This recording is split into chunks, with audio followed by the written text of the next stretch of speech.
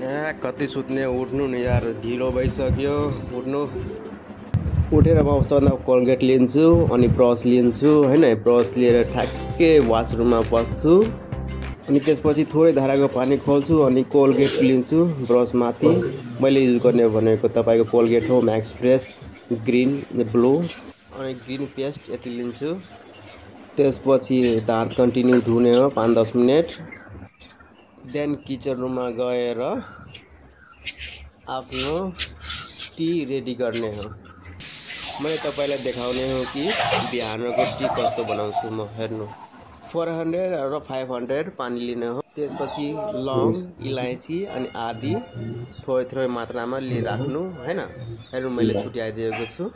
त्यसपछि सानो ग्राइन्डर लिनु हैन, जुन इजी हुन्छ। त्यसबाट त्यसलाई पिस्नु मजाले 5-10 मिनेट। त्यसपछि पानी तताउनु 5 मिनेट 10 मिनेट। पानी तताइसकेपछि तपाईले देखाउने छु कि अघि मैले पिसेको तीनटे हैन, लौंग इलायची अनि आदि त्यसमा हाल्नु अनि त्यसपछि त्यो हालिसकेपछि 5-10 मिनेट त्यतिकै राख्नु। 5-10 मिनेट राखेपछि अनि मात्र निकाल्नु। हेर्नु मेरो भइसक्यो, अब रेडी हुन लाग्यो। रेडी भइसक्यो। अब मैले छानेर आफ्नो गिलासमा हाल्ने हो। थर्मस यो थर्मसमा हालिसकेपछि जुन बाँकी छ त्यसलाई स्टोर गरिदिनु हैन।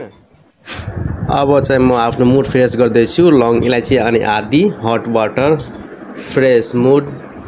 Watching my video. Thank you.